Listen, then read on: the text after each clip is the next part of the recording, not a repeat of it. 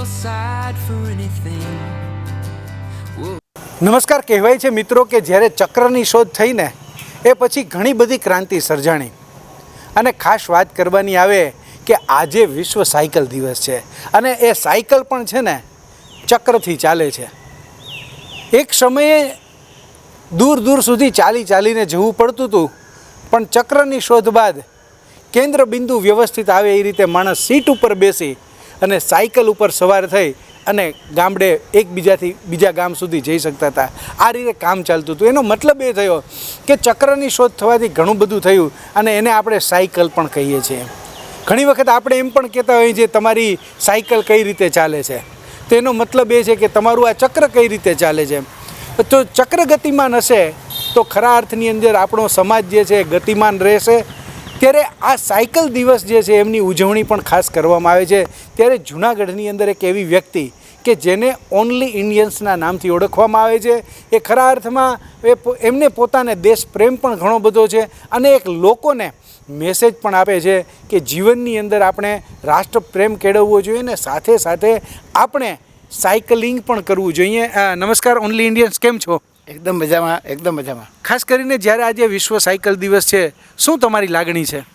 મારી લાગણી એટલી જ છે કે પ્રદૂષણની અધોગતિથી દુનિયાને બચાવવી હોય, અવાજ અને વાયુના પ્રદૂષણ અને પોતાનું હેલ્થ અને પોતાના દેશનું ધન બચાવવું હોય તો એના માટે તમામ દુનિયાના ભરના નાગરિકો માટે, સજ્જનો, સન્નારીઓ, સ્ટુડન્ટો, યુવાનો, યુવતીઓ, કોઈ પણ વ્યક્તિ હોય જે સશક્ત હોય એમના માટે સારામાં સારું સરળ સાધન હોય તો એ સાયકલ છે.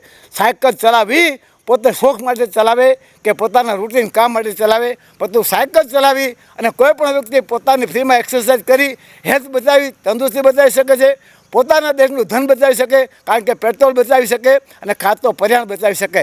તો પ્રકૃતિ, પર્યાવરણ અને એને બચાવવા માટે, પોતાના દેશનું ધન બચાવવા માટે, પોતાનો રાષ્ટ્રપ્રેમ માટે વ્યક્તિ અગર વધુ સાયકલનો ઉપયોગ કરે તો એ સાચી પ્રગતિ છે. અને એનાથી સાયકલિંગ, ટૂંકમાં cycling is four best, cycle is the best. તો સાયકલ ચલાવો, પોતાની તબિયત બચાવો, તંદુરસ્તી બચાવો, પેટ્રોલ પર્યાવરણ બચાવી અને દુનિયાને બચાવી શકે. એટલે આજે વિશ્વ સાયકલ દિવસે ખાસ હું વધુ લોકોને આ મેસેજ આપું છું અને છેલ્લા 12 વર્ષથી સાયકલ દ્વારા અનેક જગ્યાએ ફરી અને સાયકલના ફાયદા સમજાવું છું. ખૂબ સરસ વાત કરી મિત્રો. ખરા અર્થમાં આપણા જીવનની અંદર આપણે વોકિંગ પણ ટાળ્યું છે, કારણ કે હવે વાહનો એટલા બધા થયા અને દ્વિચક્રી વાહનોની અંદર આપણે પણ પેટ્રોલથી ચાલતી ગાડીઓ જે છે, ઇલેક્ટ્રિકથી ચાલતી ગાડીઓ છે, એનો ઉપયોગ કરવાના હિસાબે આપણે આપણું ક્યાંક ને ક્યાંક સ્વાસ્થ્યને પણ જોખમમાં મૂક્યું છે. ત્યારે એમનો એક મેસેજ એમણે વાત કરી કે ઈસ્ટ યા west, cycle is the best. તમારે ગમે ત્યાં જવું હોય સાયકલનો પ્રયોગ કરો. હા, અતિશય વધારે કોઈ બહુ દૂર જગ્યાએ જવાનું હોય તો ત્યારે તમે એ ઉપયોગ કરી શકો છો, પણ સામાન્ય રીતે 2-5 કિલોમીટરનું જો કામ હોય તો પણ તમે સાયકલ ચલાવી શકો છો. ને સાથે સાથે કદાચ બીજી રીતે ન સાયકલ ચલાવો તો સવારના પોરમાં જ્યારે તમે વોકિંગ કરવા જાઓ તો જે જગ્યા માની લો કે વોકિંગની દૂર હોય ત્યાં સુધી તમે સાયકલ લઈને જાઓ. અંદર જો સાયકલ ચલાવવાની છૂટ હોય તો તમે સાયકલિંગ કરો. આ ઉપરાંત તમે યોગ, પ્રાણાયામ વગેરે કરી અને તમે તમારી લાઈફને તંદુરસ્ત બનાવી શકો છો.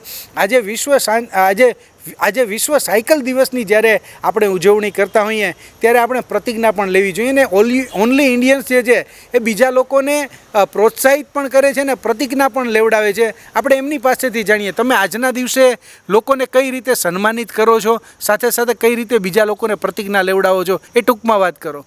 બહુ શોર્ટમાં વાત કરું તો સાયકલ મારી શરીરે જાય, ટીન ટોકરી વગાડતી જાય, દેશનું ધન બચાવતી જાય, પ્રદૂષણ ન કરતી જાય, અવાજ પ્રદૂષણથી સૌને બચાવતી જાય, સાયકલ મારી શરીરે જાય. આજે વિશ્વ સાયકલ દિવસે અત્યાર સુધી 26 જાન્યુઆરી 2012થી મેં ભારતમાં 18,000 લોકોને, સજ્જનો, સન્નારીઓ કે સ્ટુડન્ટોના મેં સન્માન કર્યા છે. મારું વિશેષ કાર્ડ આપું છું અને આજના દિવસે 224 લોકોનું સન્માન કરીશ અને ઓછામાં ઓછા 2 થી 3 ક્લાસીસમાં જઈ અને ગર્લ્સ બોય સ્ટુડન્ટો છે એમને સમજાવીશ કે જરૂર પડે તો કોઈ પણ વ્હીકલ વાપરો, પરંતુ થોડો સાયકલનો બી ઉપયોગ કરો. અને અમીર લોકોને કહું છું કે ઘરમાં કદાચ 1.5 લાખની નેનો રાખો, 1.5 કરોડની ઓડી રાખો, પણ એક સાયકલ પર રાખો. તો સાયકલના ફાયદા સમજાવીશ, અનેક લોકોનું આજે સન્માન કરીશ. અને એટલે રિયલ અર્થમાં સાયકલ ચલાવવી, ખુદ ચલાવી અને સ્ટુડન્ટોને, યંગ જનરેશનને આજે સમજાવીશ. ક્લાસીસમાં જઈશ અને કોઈ પણ શૈક્ષણિક સંસ્થામાં જઈ અને સાયકલના ફાયદા સમજાવીશ.